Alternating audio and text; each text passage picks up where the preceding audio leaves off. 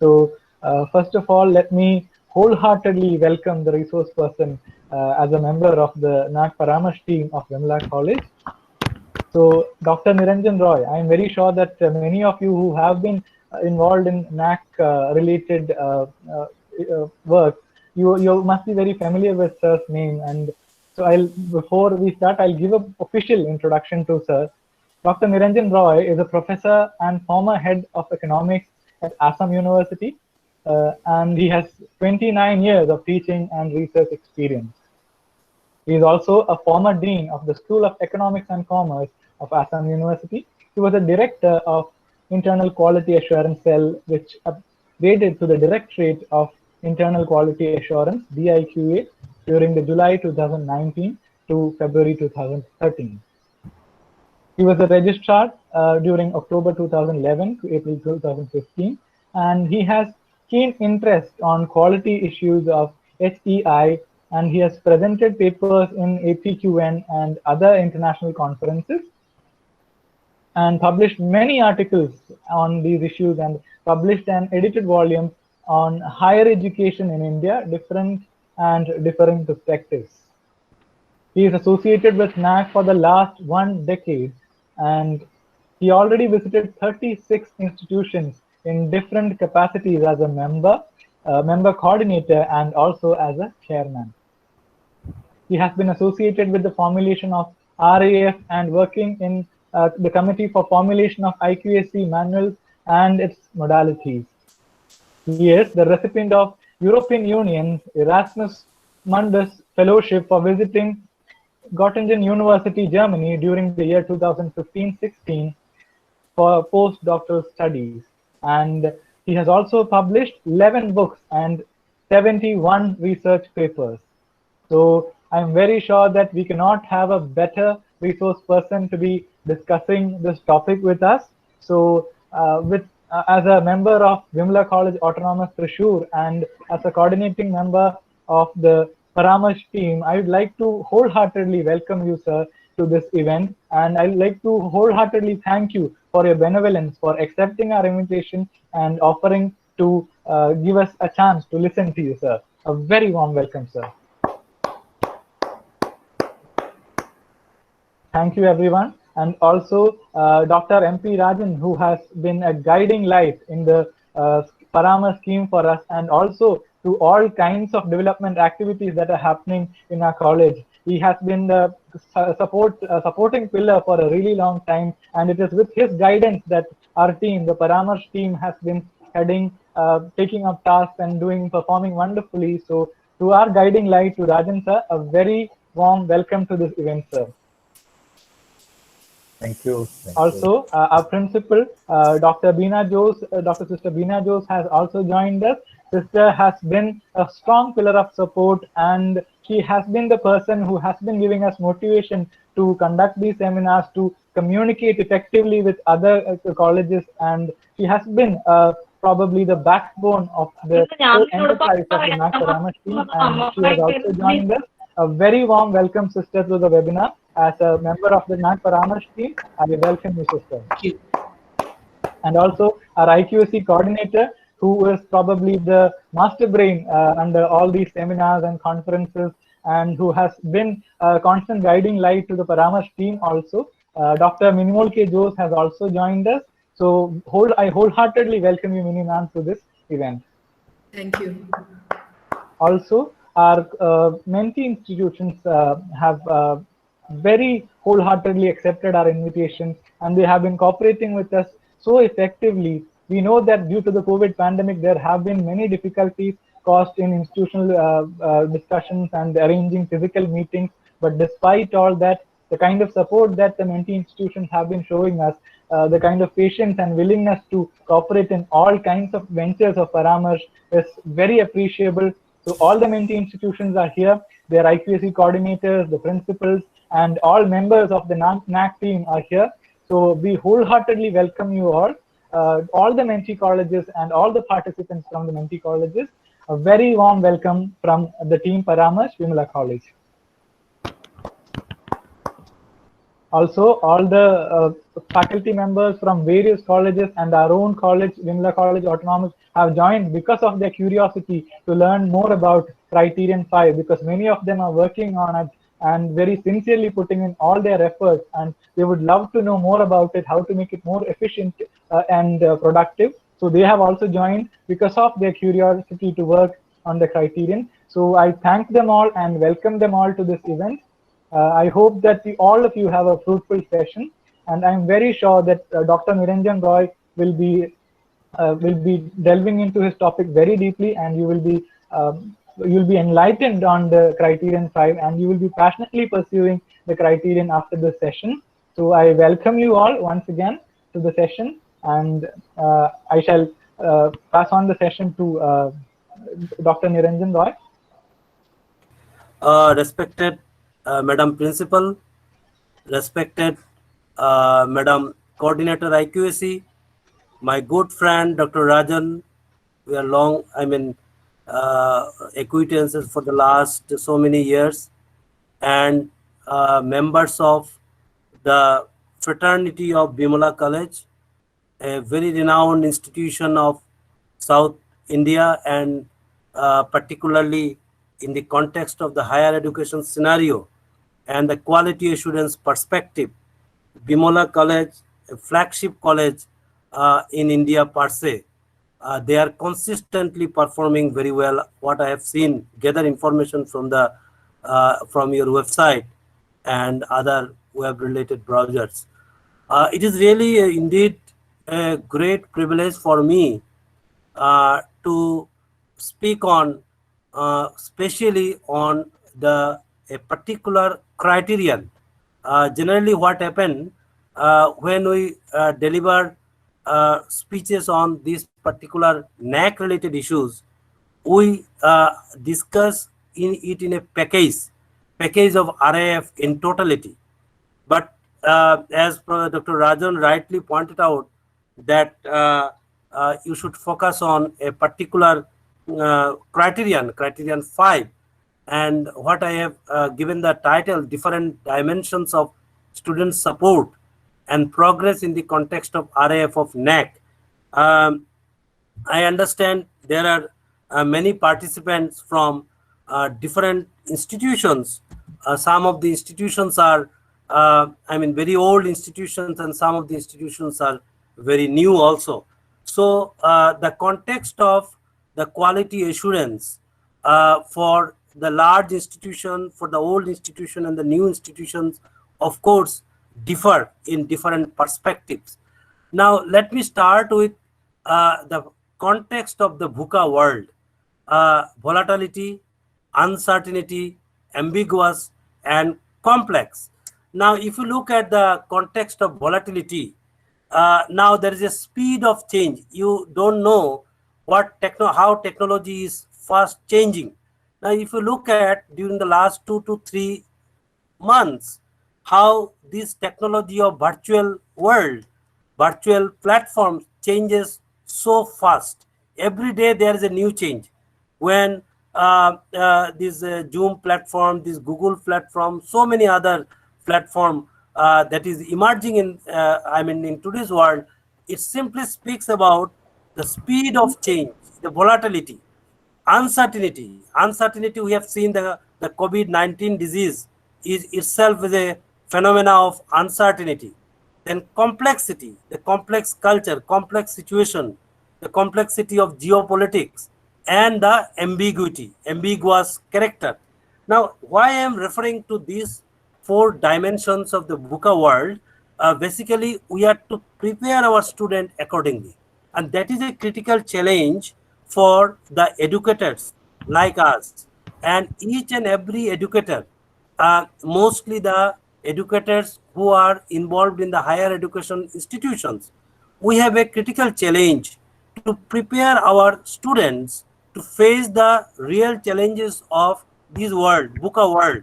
And that is why I have started with this particular context of the VUCA world, and so that we are to be ready, the institutions are to be ready to prepare the students, to nurture the students, so that they can face the competitive world. They can face the complex world, the uncertain world, ambiguous world, and the volatile world. And with this, I also reminded of a very interesting situation. Now, every morning in Africa, a gazelle wakes up and it knows it must outrun the fastest lion or it will be killed. Now, similarly, every morning in Africa, lion wakes up, it knows it must run faster than the slowest gazelle or it will be starved. Now, the context is here, it does not matter whether you are a lion, a big institution, old institution, or a gazelle, a small institution, nascent institution. When the sun comes, you'd better be running. So every one of us, whether we are involved in a small institution, a small number of students, small number of departments, or large number of departments, old institutions, every one of us, for every one of us, the challenge is similar, and we have to produce the right. We have to produce the employable graduates. We have to produce the skill orientation among the students, and this gives us and then reminds us about the quality context of higher education. Now, if we look at the quality context of the education per se, it is not very old. 1960s, 1960s, Joseph Joran, when they started with these defining the models, quality models, and they particularly emphasize, Joseph Joran particularly emphasized on the leadership, the commitment of top management, the good environment, encouraging teamwork, participatory management, then the quality circles. Now, all these actually are very relevant in the context of preparing our students, because we are talking from the perspective of student support and progression in this particular presentation. So, in the context of the student support and progression, if we fail to nurture our students, if we fail to look at the quality enhancement perspective, quality assurance perspective, then definitely we will, face our students whom we are producing, they will fail to a critical challenge of the real world. And that is why, while defining the quality of education, the fitness for the purpose, and the, the journey towards quality. When we define quality, there is no destination for quality, there is only a journey for quality. So in this context of this defining quality, coming to the NAC, again, they started, NAC started in 1994, basically with 10 parameters, initial 10 parameters, the goals and objectives to curricular design, review, teaching, learning, evaluation, research publications, consultancy, extension activities, organization and management, infrastructure and facilities, then support services, then these student feedback and counseling, generation and management of financial. So I am talking from the point of view of initial, days of NAC 1994, when NAC was in a very, initial stage. It started with a registered body at Bangalore, and then it with this registered body, it started defining or the capturing the quality context of institution. This is a very, very critical, very, very challenging task, because if you see, defining quality, capturing quality is not so easy thing. Nowadays we define with a 10-point parameters, with a 4-point parameters. If we look at our the examination pattern, also in some institution we are following 7-point scale, 9-point scale, 10-point scale. So the scaling, the development of all these scaling mechanism is very, very important in the context of this entire journey of quality assessment and quality enhancement of higher education institutions. Now, up to 1994, to 2012, NAC has again changed. Earlier it was, you see, 10 parameters, initial days, 1994. Then it switched over to 7 criteria. And up to 2012, these are the 7 criteria: curricular aspects, teaching, learning and evaluation, research, consultancy and extension, infrastructure and learning resources, student support and progression, organization and management, and healthy practices. I am sure that Bimola College is, I think, going for the 4th cycle of its assessment. So for the last 3 cycles, since it has already faced the 3 cycles of assessment, that means they have a experience of 20 years, last 2 decades of experience in parity with the establishment and development of NAC. And all these parameters, up to 2011, these parameters were very, very relevant in the context of the higher education institutions. Then, since 2012, we have modified 7 criteria. Again, you see how NAC is dynamic. The point which I want to emphasize in this particular context is the dynamic nature of NAC in the context of the development of the methodology and the changing dimensions of criterion of NAC assessment of the institutions. And that is very, very challenging, and that is very, very interesting also.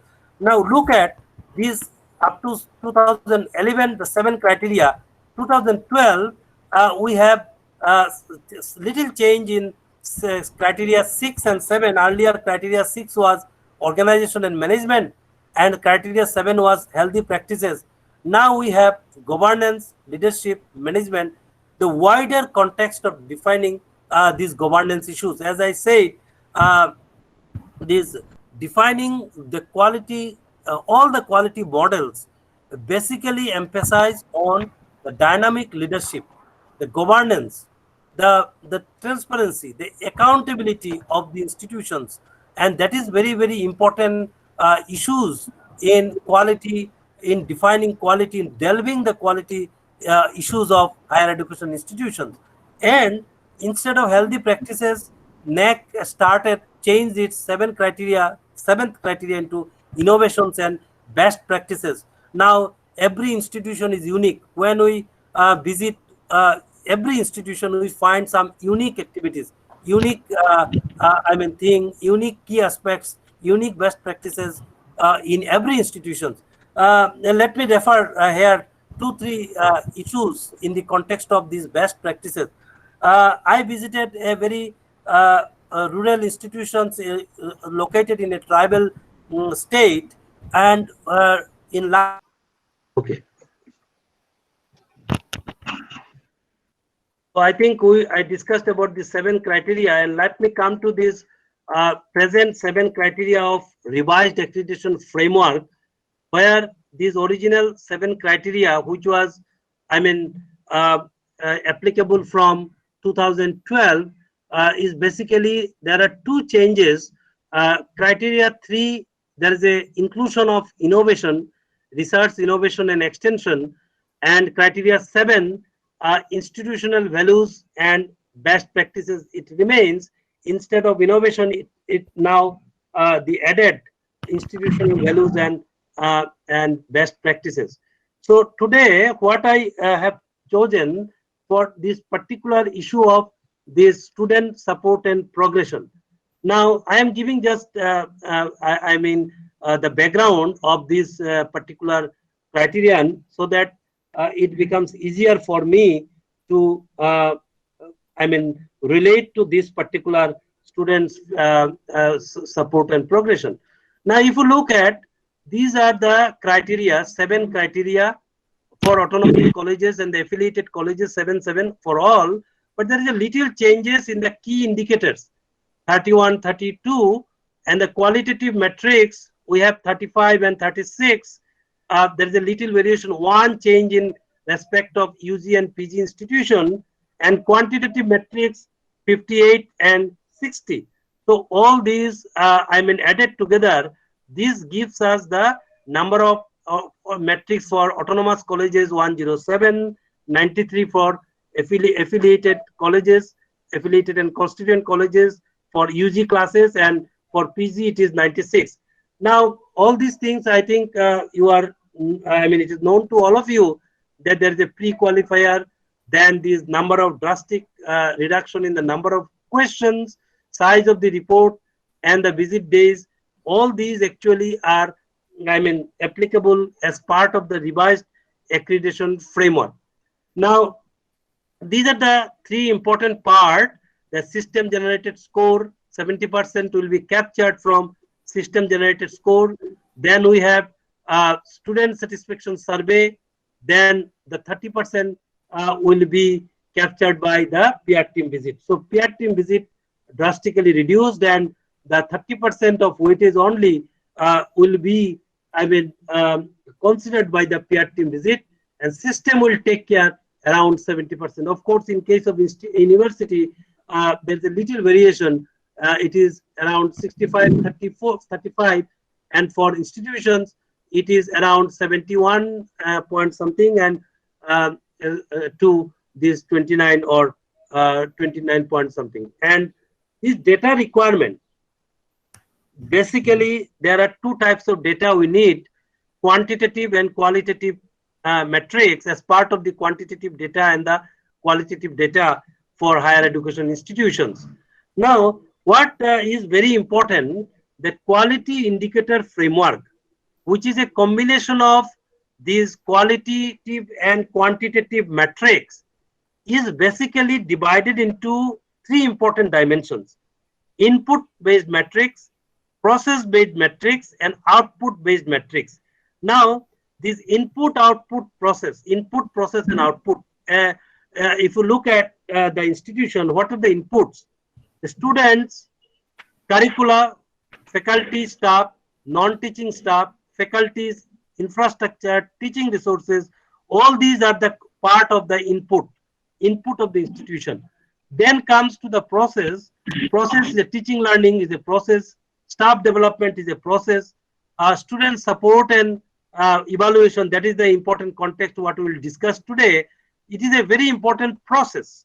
And then research, administration, which leads to output, skilled and employable graduate. That point I have highlighted again and again.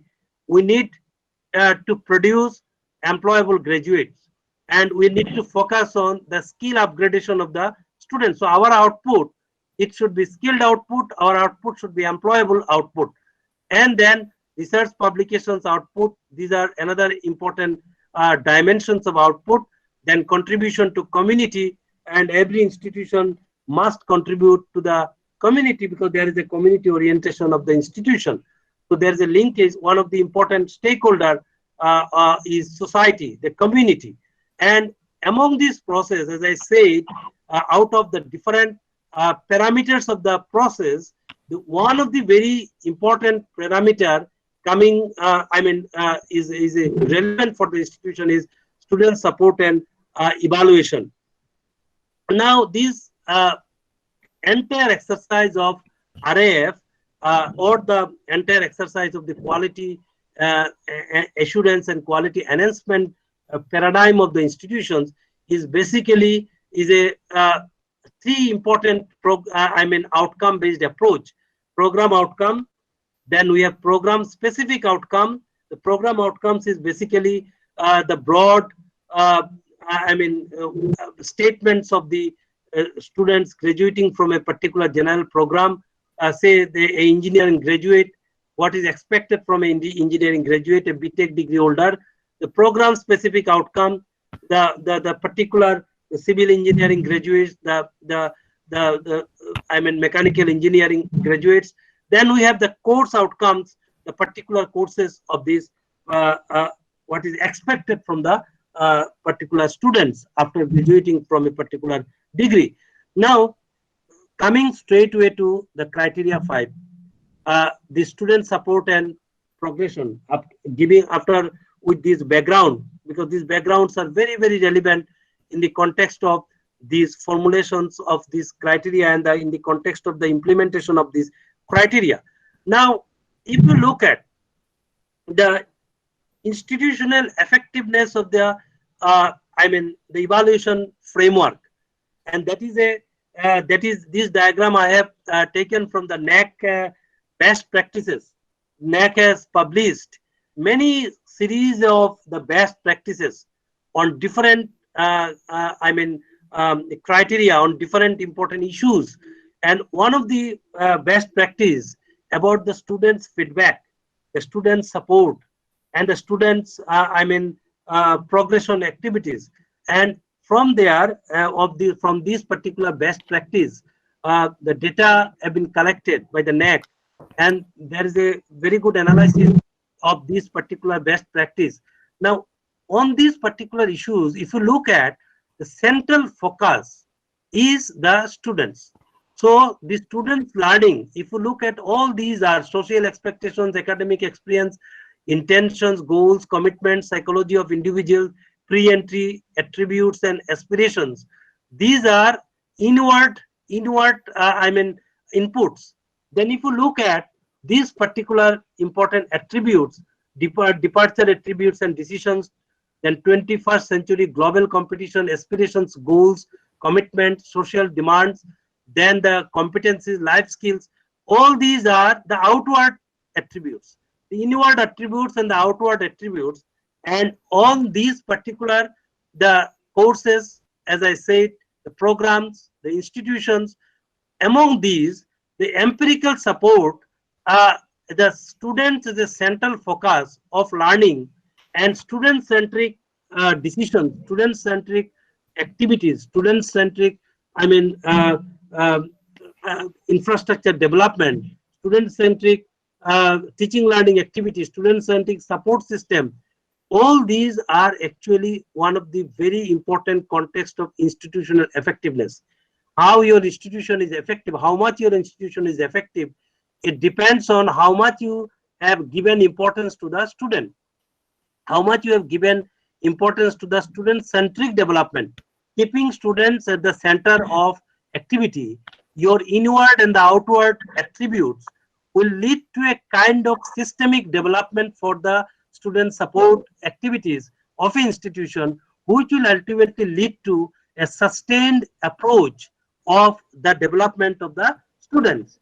Now, coming straight to the NAAC criteria, there are 4 dimensions which are being devised as key indicators for this particular criteria of this student support and progression.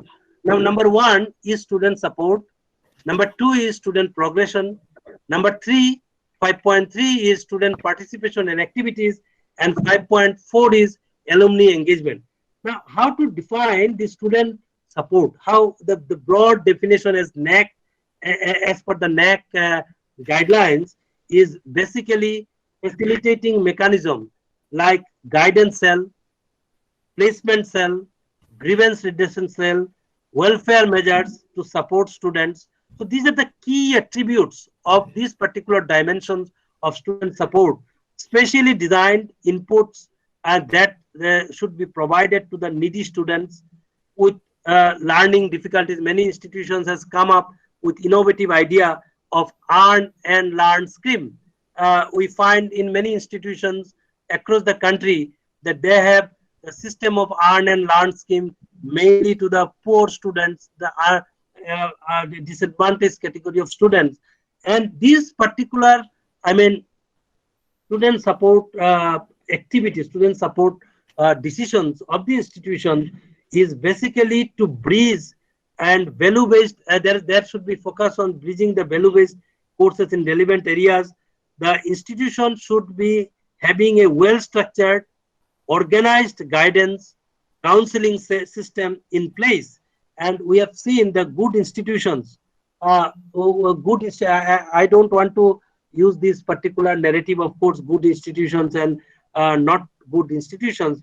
Those institutions are strong, those institutions support students.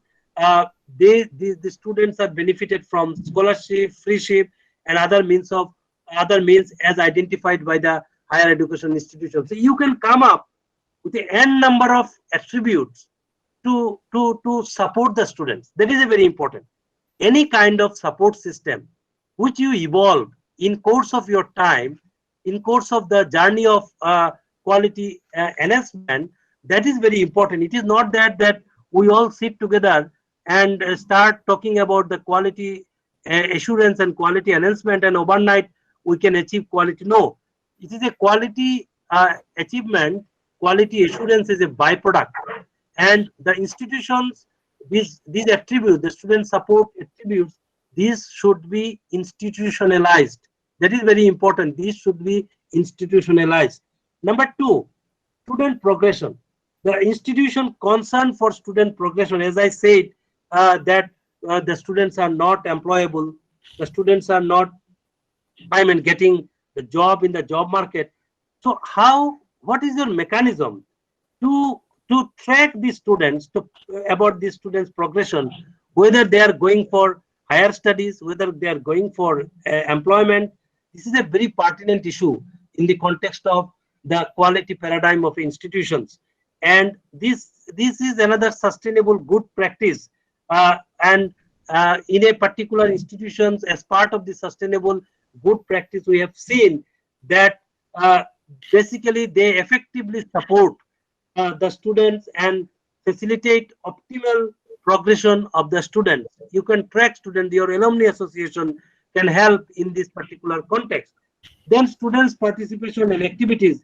Students can participate in n number of activities here. There are sports activities, there are NSS activities, there is the national, I mean, national education policy is very relevant in this particular context. As we have seen, there is a watertight compartments among these curricular, co-curricular, extracurricular, extension activities. So students, when they devote their time for these extracurricular activities, extension activities, they are not getting any, grade, they are not getting any weights.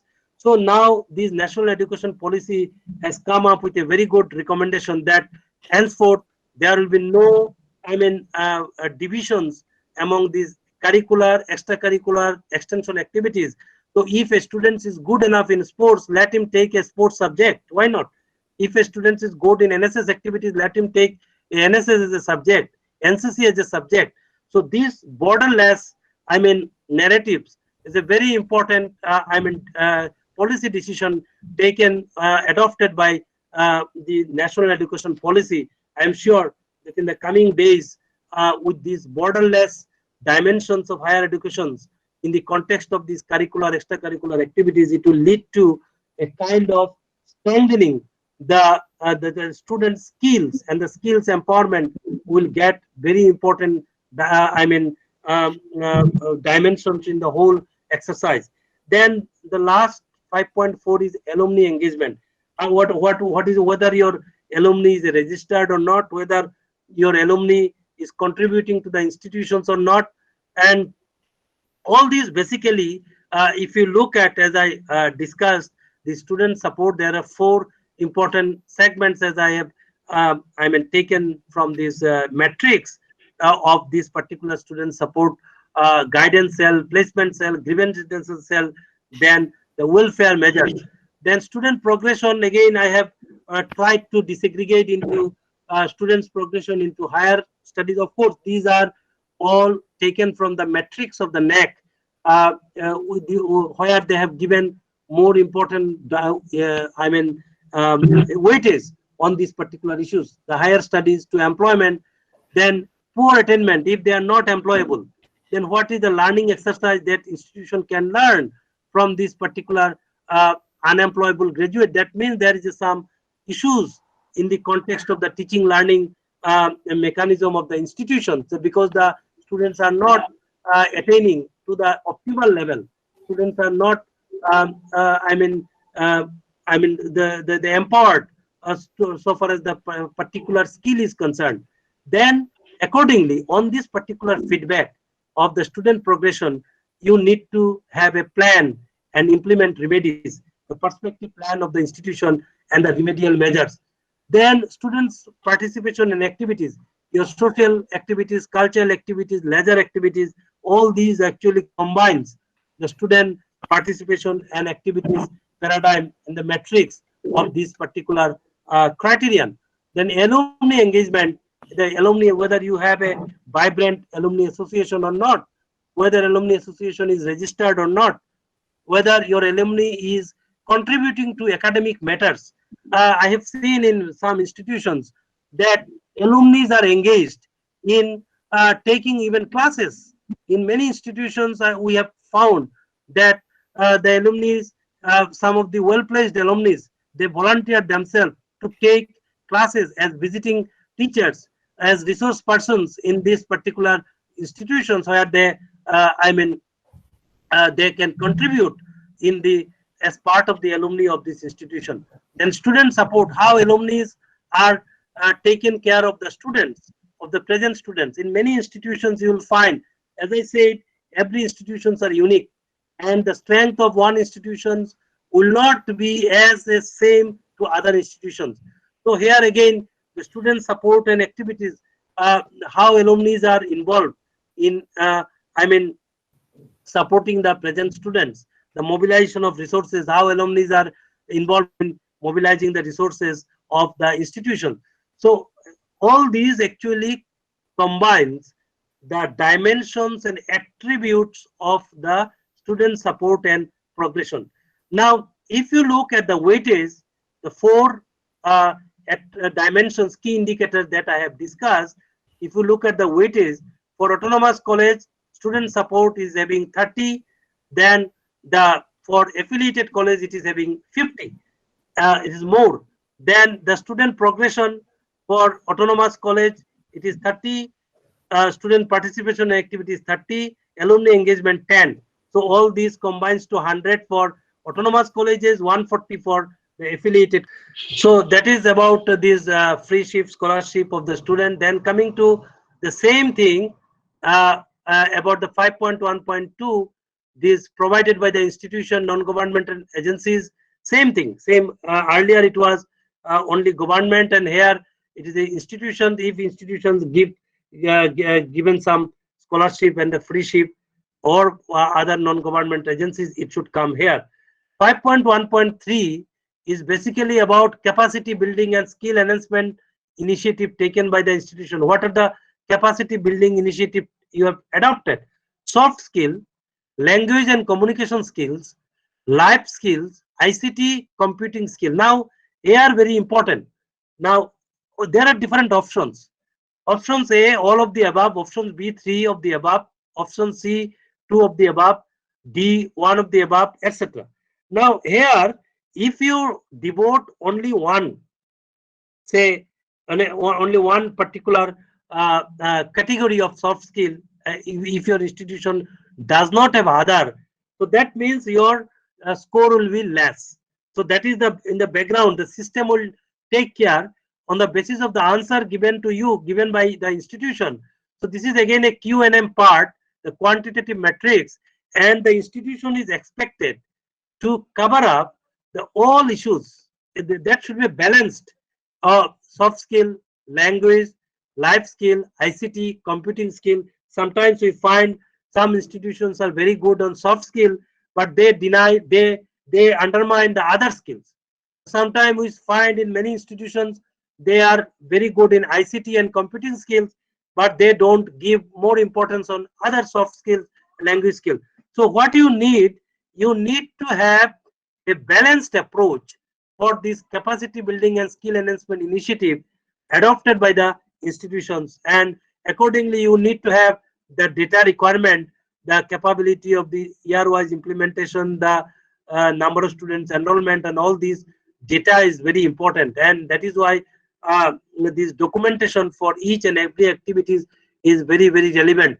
5.1.4 of the student support, the average percentage of students benefited by guidance for competitive examination and career counseling. There are two attributes, two dimensions of this. One is competitive examinations, another is career counseling. So you must have two different cells, two different branches. In many institutions, we again come across the same institute, same cell is looking after competitive examination, same cell. Yeah. So now the student progression, it is basically there are three attributes, as I said: the percentage of placement of ongoing students, then percentage of students progressing to higher education, average percentage of students in qualifying state, national or international level organizations. Now, Mama, now this particular metric or the key indicators, the QNM again, the number of outgoing students placed year-wise during the last 5 years, that data you need to put. Then you need to put the average percentage of students progressing to higher education during last 5 years. I mean, same thing, UG to PG, PG to MPhil, PG to PhD, MPhil to PhD, PhD to postdoctoral. Okay. Now, then 5.2.3, that your students, number of students that passed out from NET, SLAT, GATE, and other competitive examinations. Accordingly, you need to put this particular QNM, quantitative metrics. So all these are part of quantitative metrics of this particular institution. You need to put only data, and documentation is very important, as I said again and again. Now, coming to student participation and activities, here there are 3 dimensions, key aspects: number of awards, medals for outstanding performance in sports and cultural activities. Institution facilitates students' representation and engagement in various administrative, co-curricular and extracurricular activities. Then average number of sports and cultural events, competitions in which students participated. Same thing here, you need to put as part of the QNM, the weightage is given as 20, and number of awards, medals for outstanding performance in sports and cultural activities at the university, state, national, international level. Then your data requirement, you have to keep data, the number of awards, medals, university, state, where the students got this award. All these you need to actually keep the record. Then institution facilitates students' representation and engagement in various administrative, co-curricular, extracurricular activities. So you need to have students representatives. So here, student council, student representation, and various bodies, n number of bodies you have in there. And this is a very interesting, this is QLM. Earlier was QNM, number of awards, but here you need to write within 500 words. I think it has been changed to now 300 words that you have to check with the new NAC manual. I am also confused because they recently, in the month of March, they have come up with a manual. I think it is reduced to 300 words that you need to check. And this description of qualitative metrics, the institution facilitates, sorry, it is 500. For students, I mean, self-study report, it is 500. But for AQAR, we have worked recently on the annual quality assurance report, and the annual quality assurance report will now reflect the NAC, I mean, SSR criterion in toto, and where we have changed this recently into 300 words. So AQAR will contain this particular description in 300 words, but in SSR student, I mean, self-study report, you need to have 500 words. So this is a description, broad description of qualitative metrics that you need to analyze about the institution's activities, about the how you facilitate the student representation. Then you need to have average number of students that they receive sports and cultural awards, competitions. It is a part of QNM, quantitative metrics. So year-wise data you require. Then the 4th important dimensions is alumni engagement. The 2 important issues in this particular context. You need a registered alumni association which contributes significantly to the development of the institution. This is number 1. You suppose you have a registered alumni association, but it is not doing anything, then you will not get any weightage. And number 2, alumni contribution during the last 5 years. That also you need to have this kind of, I mean, description. And these 2 are basically qualitative metrics. So you need to have a detailed analysis on these qualitative metrics about the description of your contribution of alumni, how your alumni are contributed, and you have a very, track of last 5 years activity within these 500 words. And number two, the 5.4.2 alumni contribution during last 5 years. And here in this particular metric, you need to mention the particular figure is a part of quantitative quantitative metrics, how much alumni is contributed in rupees. That figure you need to mention in this particular key aspect. Now, while defining all these four aspects, four key indicators, four key aspects of the key indicators: student support, student progression, student participation in activities, and alumni engagement. All these actually is a key to your internal quality assurance. If your internal quality assurance system is strong, this data management, and information management, you will find that these are not a matter, because you don't need to give more and more effort while submitting self-study report. You need to have a continuous involvement of your stakeholders, your teachers, your students, your staff. If your IQAC is very strong, and your IQAC depends on the quality of leadership, the community engagement, then involvement of academia, stakeholders participation, all these are the key aspects of the internal quality paradigm. And if your internal quality paradigm is strong enough, you will find that your institution will definitely come up with a good result, because as I said, the result is a byproduct of your institution's continuous activity, the institutionalization of the activity. And you need not to worry much during the time of your NAAC assessment if your internal quality paradigm is very strong. And that is why you should focus on the IQAC on two important aspects. One is institutionalizing the effort, another is internalizing the effort. The institutional perspective and the internalizing all the initiative taken with the internal and the external support. So these two important issues, paradigm, are very important for the quality assurance perspective. Now here the principle, the broad principles in the perspective of, again, these student support and this the progression, you need to have a committed management. You need to have a good team, identification of IQAC team.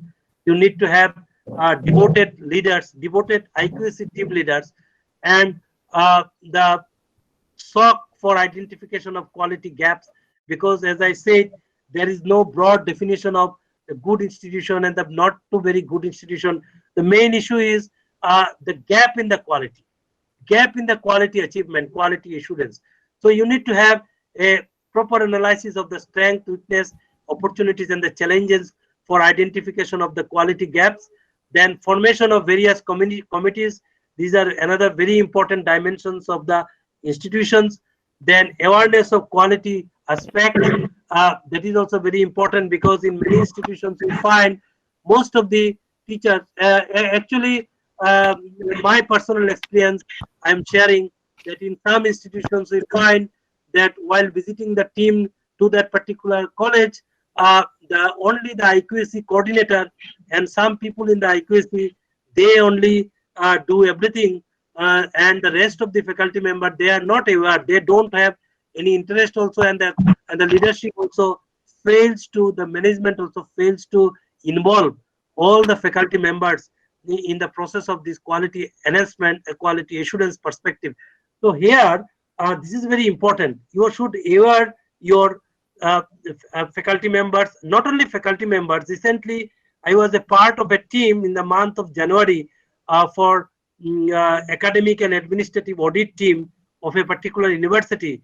And while meeting the students, when we met the students say they don't have any idea about what is IQAC, what is this academic and administrative audit.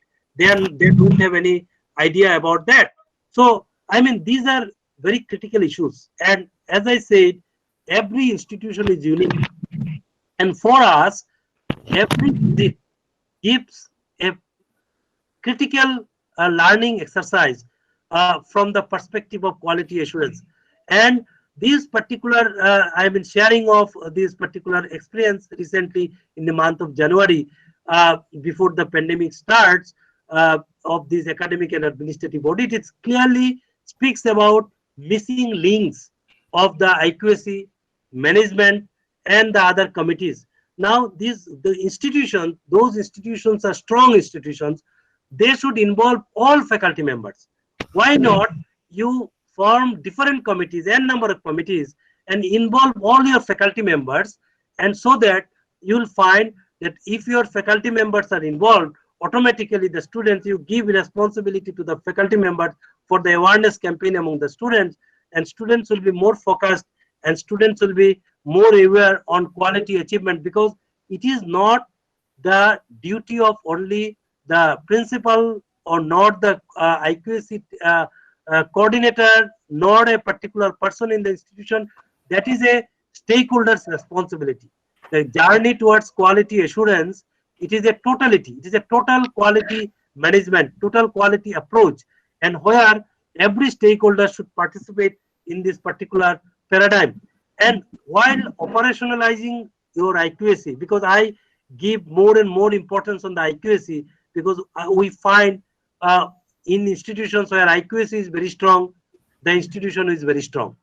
IQAC is very weak, the institution is very weak. This is a clear-cut, I mean, division of the importance of the IQAC.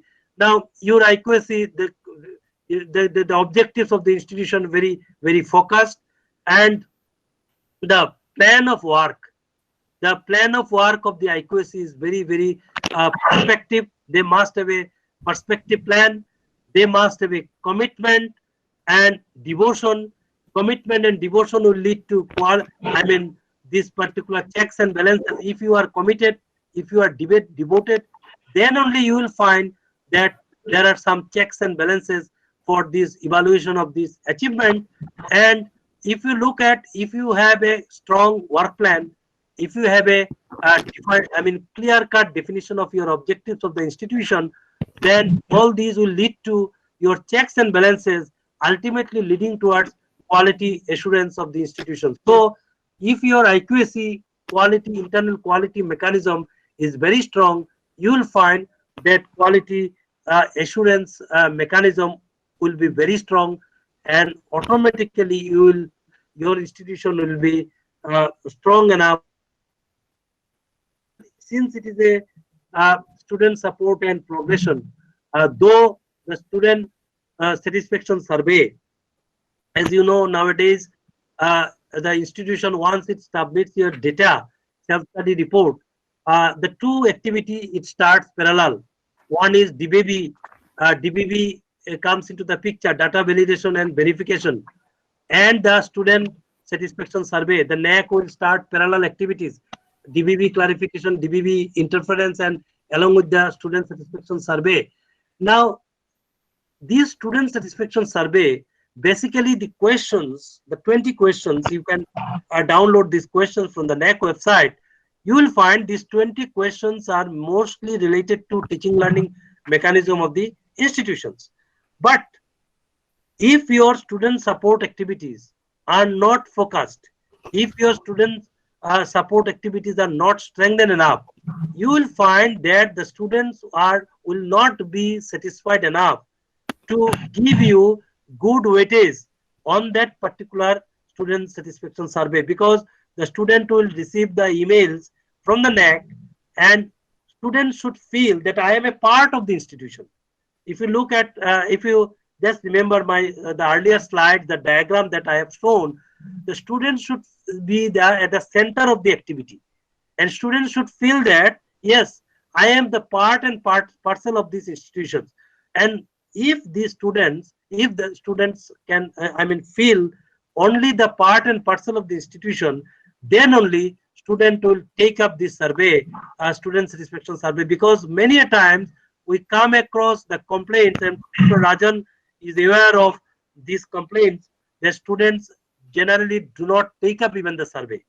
And the NAC used to get complaints from the institutions that because at least you need to have the some percentage, 10% or 500 number of students should take up the survey. If they do not take up the survey, you are going to lose this part. And that is why the student support activities are so crucial, so critical, so important in the context of the student satisfaction survey, that once you have good support system of the students, you will find that students will take up the survey with full satisfaction, and they will definitely, no student would like to tell bad things about the institutions, but the institution will also have to come with I mean, recognizing the students at the center of activities, center of their all decisions. Now, I would like to, I mean, share one important this result of NAC best practices series that they have published, and this is a particular result from the student survey and from different institutions, and that was conducted in 2006.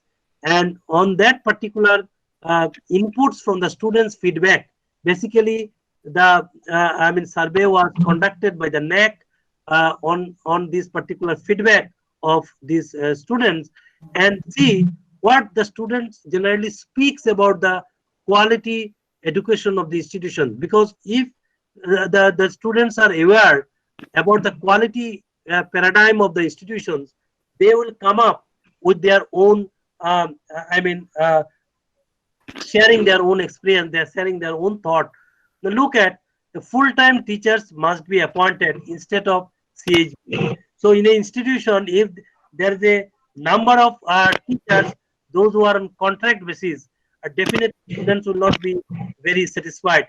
Dissemination of information was not always very smooth. So the teacher, when teaching in the class, because the dissemination of information to that particular student, because try to understand there are issues relating to this information dissemination by particular teachers. So here the students are not, I mean, they have given their own feedback that was not always very smooth. Random selection of syllabus is done, not taking into account whether it has been learned earlier. So that is another very interesting.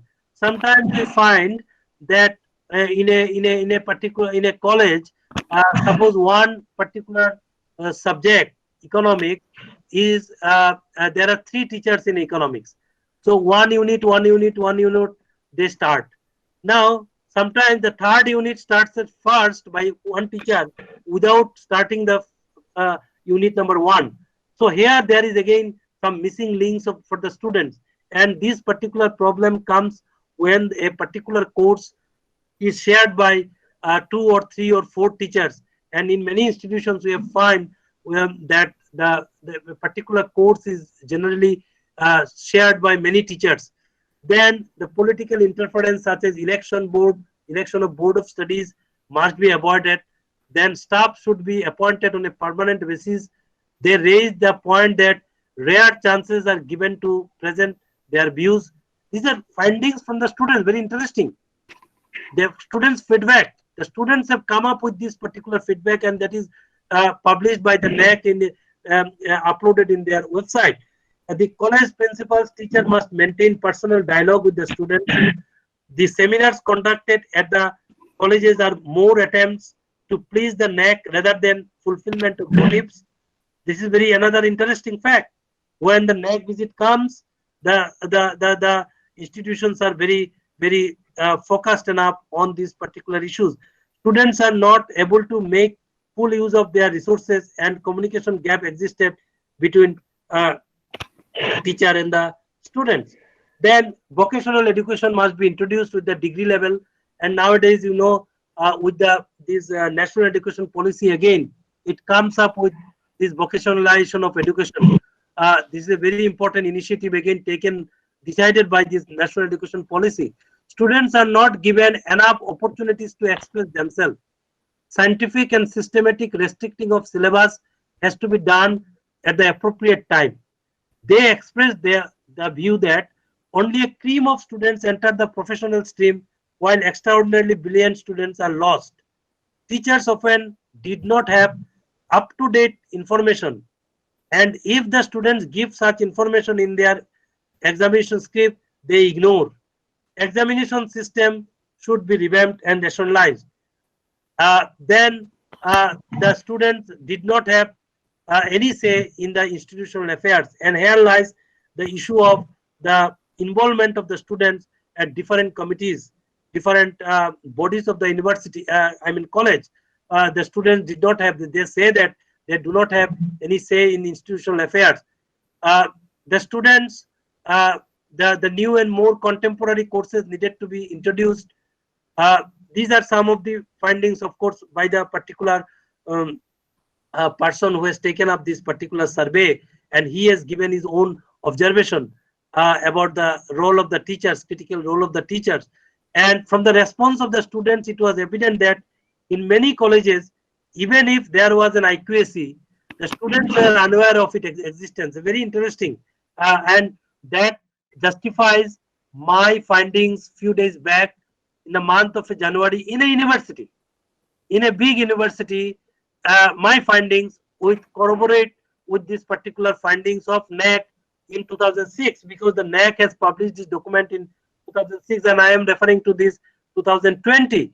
So this is another very important context. Quality aspect in higher education had been neglected over the years, which had left students unable to compete in the workplace, and students be provided with better access to information, and also felt that co-curricular activities needed to facilitate the all-round development of students. So the focus should be on all-round development of the student, which is being ignored by many institutions.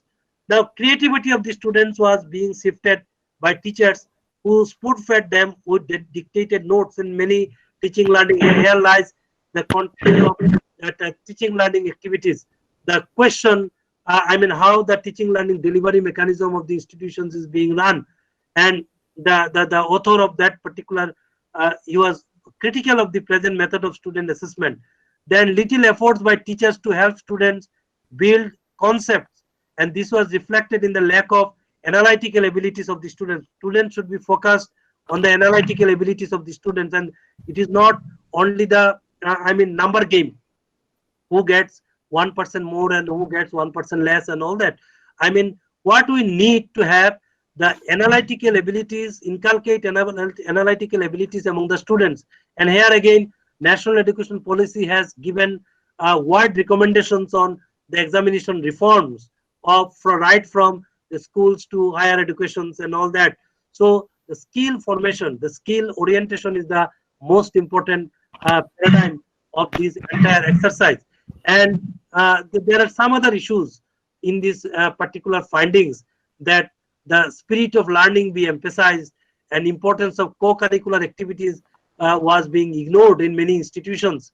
And nowadays, as I have said, that with the coming days, after, of course, the National Education Policy will start functioning from 2021 at the foundational level, and by this time, I think by 2013, the policy will be implemented for all the institutions across colleges and the higher education institutions.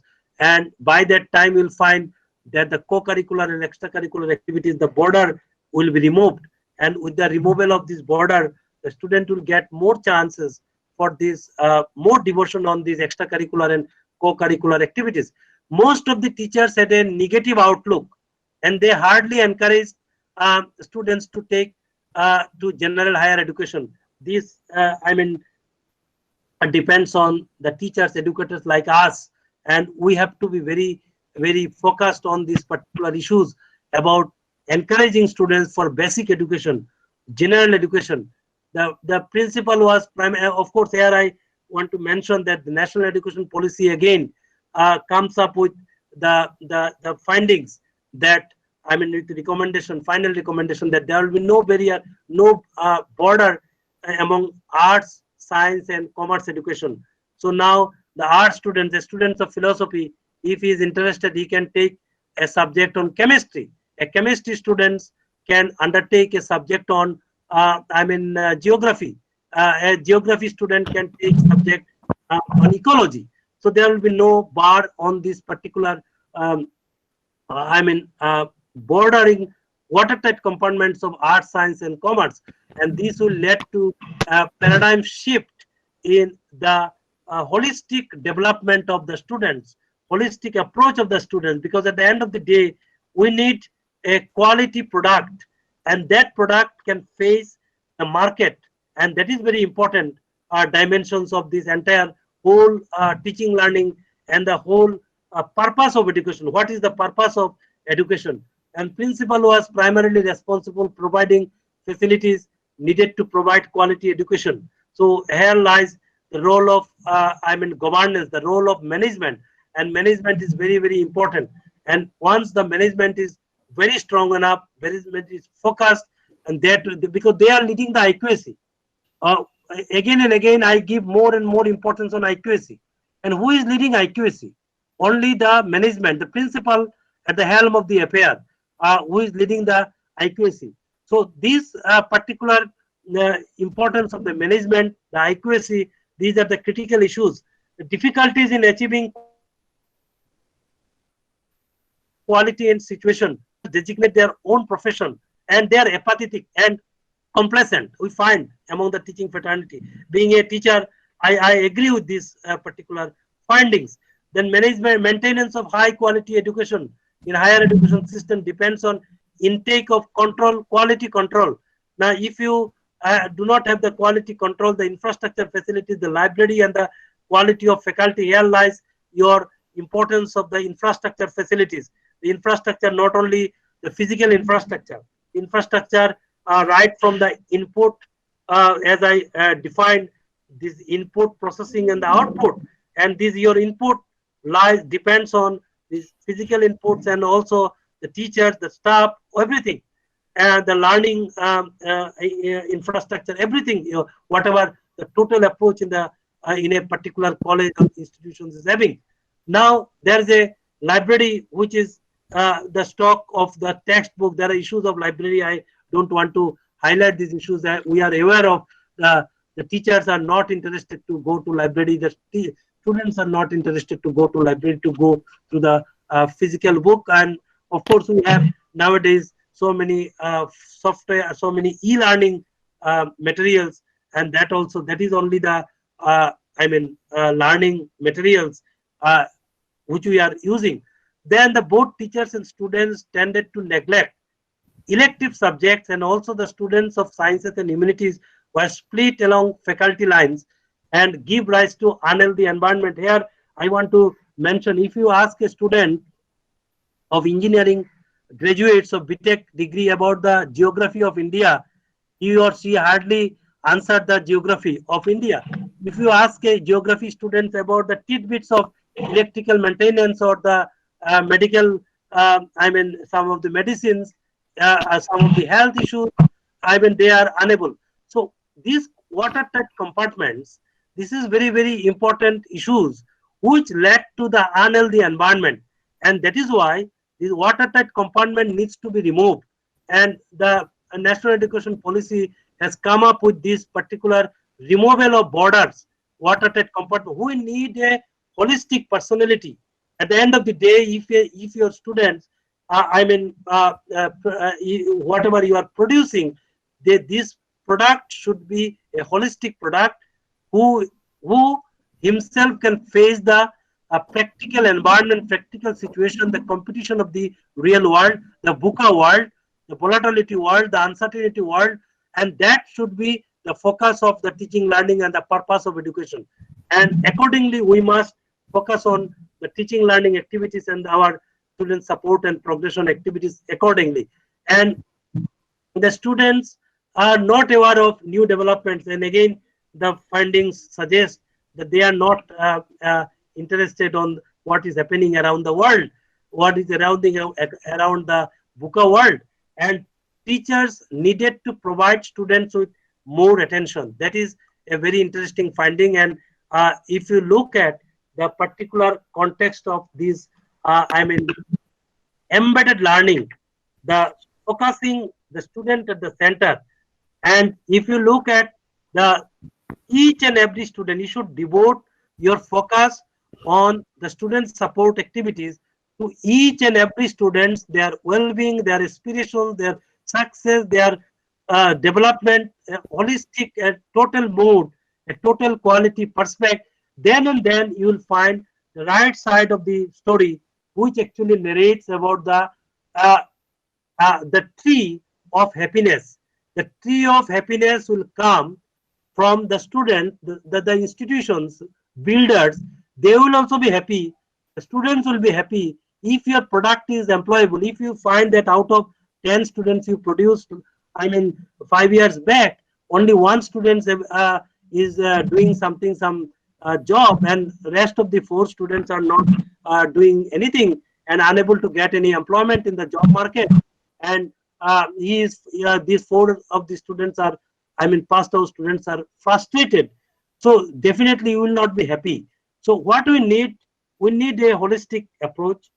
We need a holistic development, and accordingly, the happiness tree that should each and every component, the last bench student should participate in this happiness tree, so that the happiness from the first to last, it should be spread enough, uniform enough, and well-being should be looked after by the institution as part of the student support and progression activities.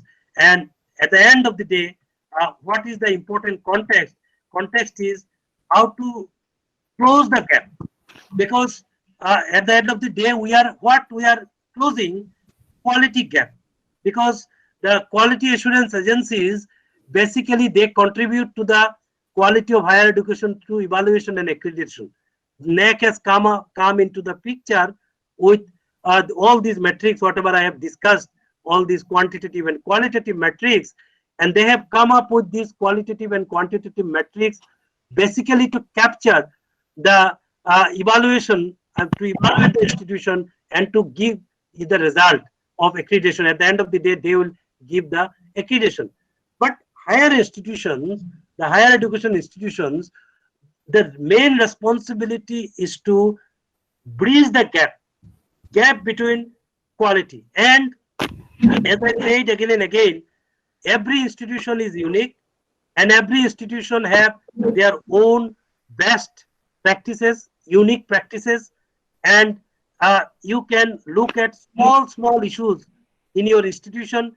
You will find each and every small institution, small segments will become your own strong points. It is not that an institution will strong enough on all activities.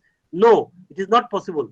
But you have to bank on the strong points of your institution on the basis of the location, on the basis of the inputs that you are having, and on the basis of that input only you can process this input, and then it lead to output. So input, process, output.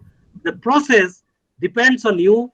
Input, the major part of the input also depends on you, and the final output, the final outcome also depends on you. And this outcome-based approach should be given more trust in the institution, and institution builders, the management should focus on these. The earlier one, again I am referring to this earlier one, that they should try to focus on the stakeholders, taking together the stakeholders. And I'm sure that the Bimola College is one of the renowned college of South India, and one of the flagship institution which has consistently performed better, and they are going for this 4th cycle, and UGC has selected this particular institution for Paramarsh scheme, because this Paramarsh scheme is a unique scheme devised by the UGC, and not all institutions are becoming the Paramarsh institutions. Only there are some criteria. The consistently good performance of the institution will be, I think, A grade institutions are only selected as, for the last 3 cycles, A grade institutions are selected as Paramarsh institutions. So with this initiative of Bimala College, I am thankful to Bimala College, and congratulations to all the stakeholders of Bimala College that you have taken up lead in giving Paramarsh, leading from the front to the neighboring institutions, and it will lead to a quality journey, because quality is only a journey. We don't know the destination of the quality, and with this perspective in mind, that we don't know where we are leading, but we do know that we are going towards a quality journey for quality enhancement and quality assurance perspective of the institutions. And at the end of the day, we must focus on the student-centric development, and students are at the core of the institutions. And if you do that, if you focus on that, you will find that institution will definitely be strong enough, and strong enough to face the challenges, and strong enough to bridge the quality gap. With this, I am thankful to all of you, and I am really sorry for this technically glitch in between. My namaskar to all of you, and especially to the principal and other, IQAC coordinator, and to Dr. Rajan. Thank you very much.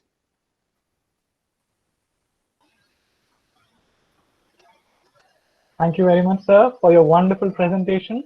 It was indeed an enlightening session, because I myself am working on Criterion 5 at our college, and I personally was very deeply benefited by your presentation, because most of the time when you're working on the criterion, it could be a bit boring work, but now when you actually understand the core of the work, or the central purpose of the work, or the purpose by which these concepts that are included in the criterion are actually understood very deeply, I think I myself will enjoy the process of doing Criterion 5 a bit more.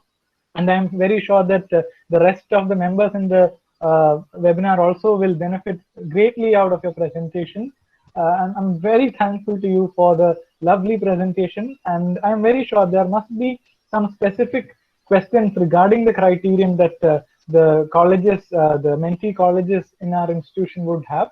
So I think I will open the session for questions, and all the participants, you may unmute yourself and ask the question, or post your questions in the chat box if you have any questions, and I think sir will be able to answer. So we will make your questions very brief, because we are already slightly running out of time. So you can go for your questions and some discussions if you would like to. Thank you, sir. Thank you very much for the wonderful presentation. The participants may ask your questions here. The IQAC coordinators of various mentee colleges are here. So if you have, your college specifically had some difficulty while working on the criterion, or some plan which you might want to clarify with Niranjan sir, since he seems to be one of the most resourceful persons regarding criterion 5, you can make use of this opportunity and clarify all your doubts regarding the criterion, sir. And also Dr. Rajan is here. Rajan sir, would you like to comment on some specific aspect that has been discussed, sir? Acha, okay. Niranjan sir has given a very beautiful presentation, very highly informative and motivational, highly inspirational talk. And we are so happy. Niranjan sir, thank you so much for giving a wonderful presentation. I think it is better to open to these mentee colleges. Let them ask questions. What else they have? They would like to have some clarification. They can freely ask. Yeah, they can also, they can also contact me, no problem. I will share my email ID. Yes, please. Because, I think the organizer is having my email ID, yes, so yes. you can share, and if they have any issues, I am available. Yes, sir. Yes, sir. I think these particular criteria which focused on the student support and progression, I mean the critical issues, the metrics that we discussed, I think that is very important issues which needs to be taken care by the institutions. Yes, sir. And also, Don Bosco College, Manuti has requested if they can have access to the PPT that you shared, sir, because they think that it will be very useful to them. Sure. I'll share. I'll send my PPT. No issues. Yes, sir. Thank you very much, sir. And if there are some other doubts that the teachers who are working on Criterion 5 or the IQAC coordinators of the Mentee colleges would like to ask, it is open for discussion.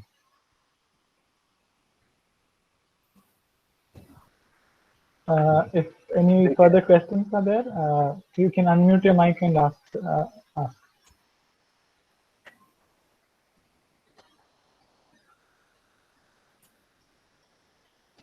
Okay, I believe that the session was very self-explanatory because each point in the criterion was discussed and each point was elaborated upon. And usually the format is slightly unclear to the people who are working on the criterion, but the format was shown as a PPT and each point was dealt upon. So probably that's why the participants are very clear about each aspect of the criterion. I think then we will move on to the further proceedings of the event, and I shall hand over the session to Mr. Lims Thomas, who is the coordinator of the Paramash Committee at Vimla College. Mr. Lims. So good afternoon to all. Respected Speaker of the Day, Professor Dr. Niranjan Roy, a beloved Principal, Dr. Sister Beena Jose, Dr. Minimal K. Jose, and our Vice Principal and IQAC Coordinator, Dr. Beena Taylor, Vice Principal, and all the participants from Mentee colleges and other colleges across the state, and my dear colleagues, a warm good afternoon to all. It's actually my honor to have been asked to propose a vote of thanks on this occasion. And I'm extremely delighted to thank our speaker of the day, Professor Dr. Niranjan Roy, for his enlightening insights on criteria 5 of NAAC accreditation. He has been explaining in very detail, starting from the history of NAAC, you might be familiar with that, from the starting history of NAAC, and what are the core elements of student support and progression. He described all the possible efforts which we can pursue in our colleges for our students. And you were very specific, objective and explanatory, sir, because a few words which I can always remember in your session was quality and student support. Like that's closely associated. You always give quality output for the students, then they can go out and do the quality output for the colleges and for their career. You are very much you are explaining with the graphical representation, tables and pictures to make us understand more clear about the criterions and activities. And I must say that the session was very extensive, well researched, and very comprehensive with all the detail. Thank you so much for your wonderful insights, sir, and thank you so much for joining for the Paramash webinar of Vimla College. Thank you so much, sir. I also thank the opportunity, thank to our dearest accreditation ambassador, Dr. MP Rajan, and he is taking great leadership to guide the Paramash team and Mentee colleges to get the best results which they can produce in all the possible way. He has been motivating us to find out the innovative ideas with solid expertise in NAAC criteria. He always say that we must always focus beyond NAAC, and it should be our focus, which highlight his enthusiasm to become the best always. Thank you so much, sir, for all the support for the UGC NAAC Paramash team, and also for. Thank you so much, my dear Lee. Next, I'm also sending my words of gratitude to our dear sister principal, Dr. Sister Beena Jose, and she's taking steps to take our college into the best in the country with all its academic excellence and leadership wisdom. It has been a great support for this webinar and always motivates us to learn, act, and reflect for our college and for our Mentee colleges too. Thank you so much, sister, for all the support in her absentia. I also thank Dr. Minimal K. Jose and Dr. Beena Taylor, Vice Principal, for their support and the guidance for the Paramash team, especially for this webinar. They have been supporting unconditionally with all the management and administrative support to make this webinar happen with such great impact. Their direction and support was highly appreciated. And I want to thank the most important part of this webinar, but all the participants from different parts of the state. We have around 120 participants from Vimla College, Menti colleges, and other colleges from Kerala. Thank you so much for joining us in the session. Even though it's a weekend, it's a holiday, it's a Saturday. You are very much, we're very much grateful for your enthusiasm to learn and understand about the criterion which is closely related to our students. As the speakers commented, quality students are the output of a quality institution. You are such a lovely group that you were kind enough to bear the technical difficulties during the sessions too. Thank you so much for all the participants for joining us, because it actually shows your interest, your enthusiasm towards the students. That is actually it means. And thank you so much for joining us today. Once again, thank you so much from Team Paramash, and have a great time ahead. Thank you so much to all. Thank you, dear Lynn. Thank you very much for the kind words of gratitude. I hope all the proceedings of the session are over and we can conclude the meeting now. Thank you for your participation, even during the weekend. Thank you to all. And thank you, Dr. Niranjan, for all your help and support during the webinar. Thank you very much for kind benevolence of all the participants. Thank you once again, and we shall close the meeting. Thank you.